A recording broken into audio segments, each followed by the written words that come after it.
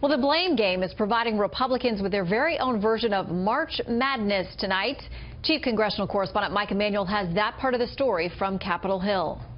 Further consideration of H.R. 1628 is postponed. After House leadership was forced to pull the Republican health care proposal due to a lack of support, the blame game quickly launched. The president's disappointed in a number of people that he thought were loyal to him that weren't. President Trump took turns blaming Democrats and then the conservative House Freedom Caucus and outside conservative groups. So I think he's being ill-advised about even the critique of the House Freedom Caucus. He's been getting bad counsel from the media, from some in leadership who said that some of us should not even exist up here. The White House budget director, a founding member of the Freedom Caucus, took aim in this way. I think there's probably plenty of blame to go around. As we sat over the last 2 days and tried to figure out what happened, I think what happened is that Washington won.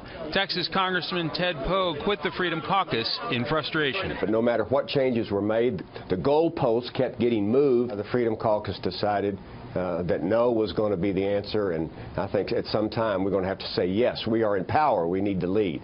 After some began accusing the group of saving funding for Planned Parenthood and keeping Obamacare, the group's leader talked about his role.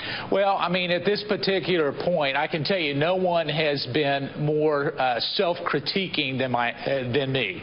I can tell you, as I've looked at all of this, I said, you know, could I have spent a little bit more time? Should I have spent more time with the Tuesday group, more time with Democrats to find some consensus?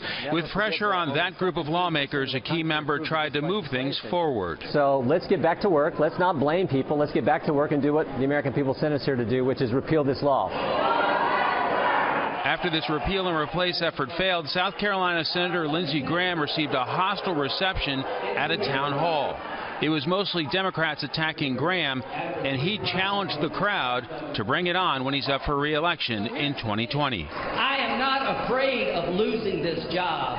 That's not my concern. You know what I'm afraid of losing this country. I'm afraid of this country falling apart because people can't listen to each other and they just yell. There may be a lot more yelling by the president and top leaders here on Capitol Hill if the next items on the agenda get stopped by more infighting. After all, the first 100 days is when you're supposed to be able to get cooperation to get things done. Shannon? Yeah, not so much this time. Mike, thank you very much.